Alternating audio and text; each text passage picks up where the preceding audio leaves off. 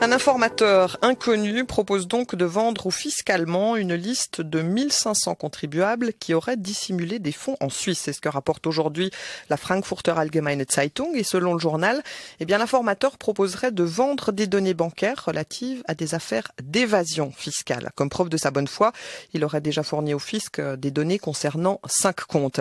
Le fisc allemand a confirmé implicitement ces informations, précisant que pour ces 5 comptes, il est désormais trop tard pour que leurs détenteurs se dénoncent et évitent l'amende. Et toujours selon le quotidien, le ministère des Finances étudie l'offre et même s'il ne paie pas pour le reste des informations, il pourrait néanmoins accorder une prime à l'informateur pour les données déjà fournies. Alors évidemment, c'est une nouvelle affaire qui embarrasse la Suisse. La présidente de la Confédération a appris cette nouvelle ce matin par le quotidien allemand.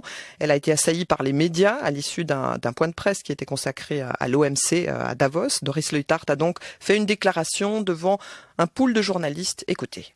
Écoutez, c'est encore une question très spéculative. Officiellement, on n'a ni l'information ni les détails.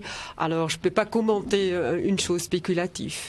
Il y a déjà eu un précédent. L'Allemagne a déjà payé plusieurs millions de francs pour des affaires, pour des données volées au Liechtenstein. Quelle avait été la position de la Suisse alors ? En général, nous trouvons c'est assez difficile comme état de droit si on utilise des données illégales ou si on fait vraiment un commerce maintenant avec des criminels. Quand même, c'est pas selon la loi. Alors c'est un développement qui naturellement ne peut pas être soutenu. Votre collègue Uli Maurer a déjà condamné ce possible achat de données. Vous rejoignez sa position ? Écoutez, comme j'ai dit, dans ce cas concret, je pense qu'il faut faire l'analyse et vraiment avoir une information officielle et pas des spéculations. Est-ce que des contacts sont prévus avec des responsables allemands, ici à Davos ou ailleurs, sur ce problème ?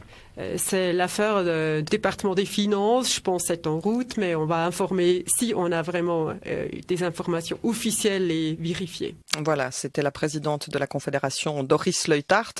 Le ministre de la Défense, Uli Maurer, a de son côté souligné à la télévision alémanique que sa confiance en l'Allemagne serait ébranlée si Berlin acceptait de payer pour des données volées. Uli Maurer qui a précisément déjeuné aujourd'hui à Davos avec son homologue allemand, Pierre Anchofa.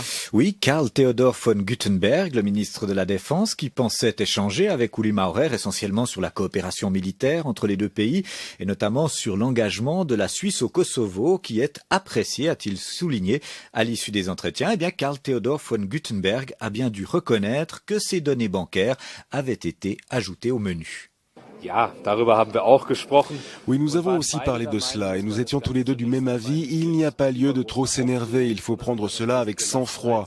J'ai aussi fait valoir que, et c'est important pour moi de vous le dire, que l'avidité pour des données fiscales doit aussi se mesurer à l'aune de l'état de droit.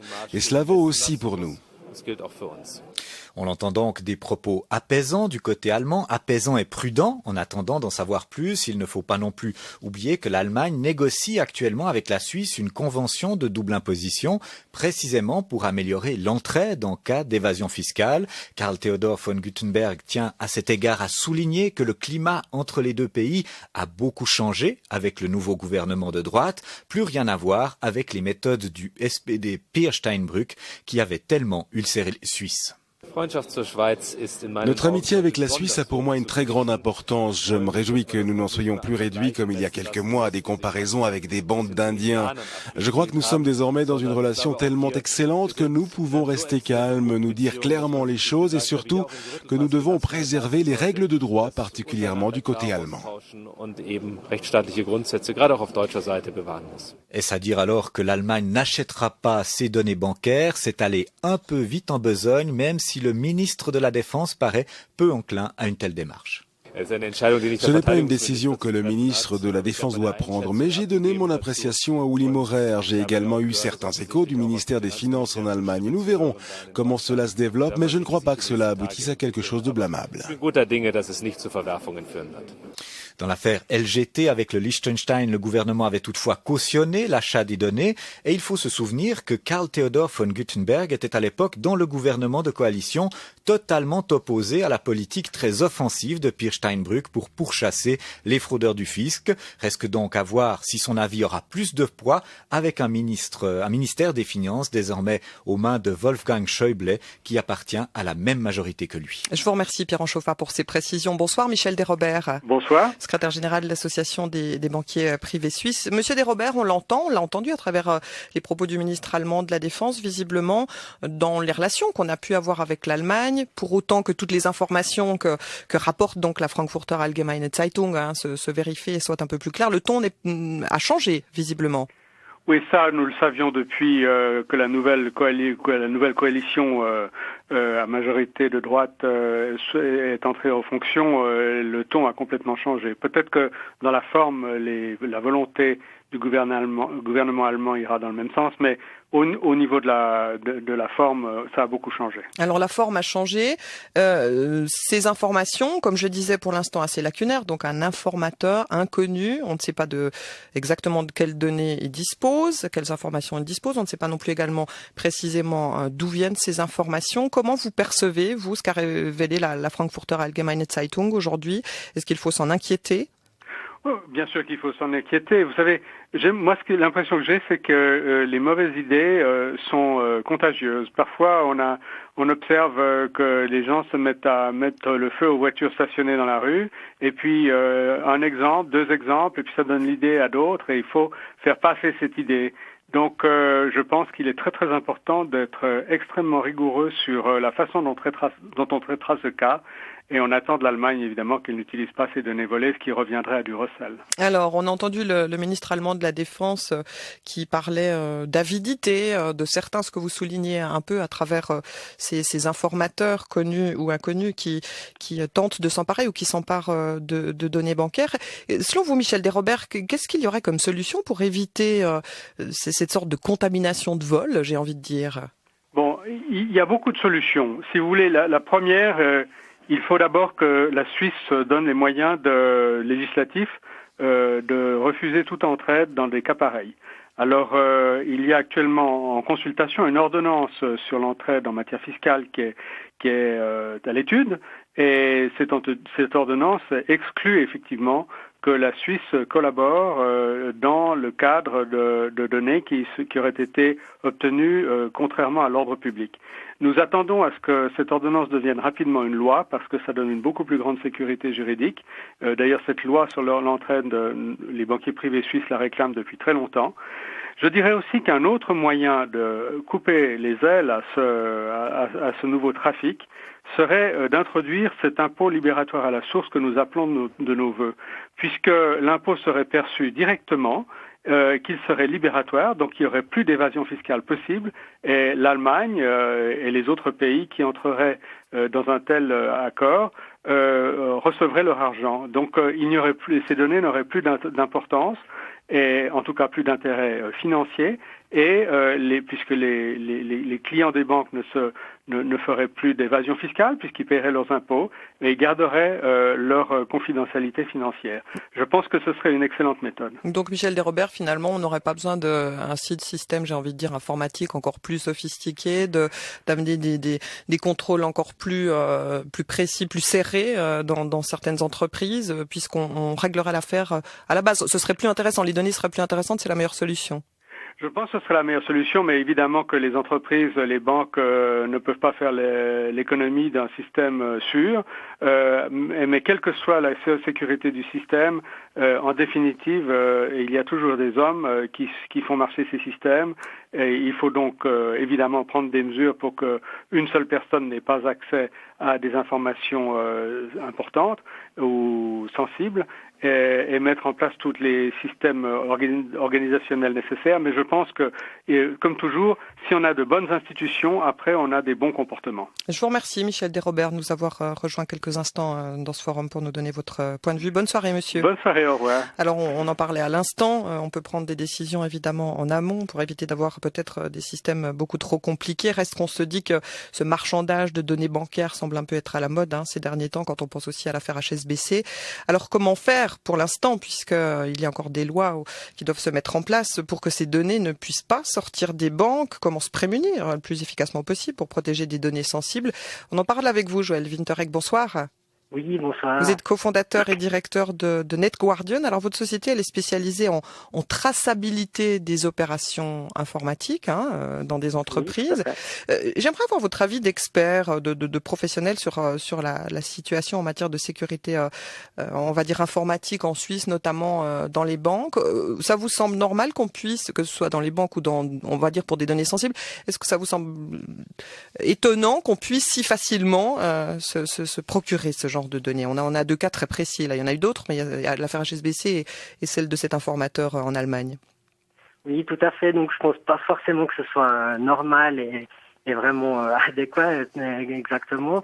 Mais c'est vrai que vu la complexité des systèmes d'information aujourd'hui, ça devient très compliqué d'offrir une traçabilité de bout en bout des données.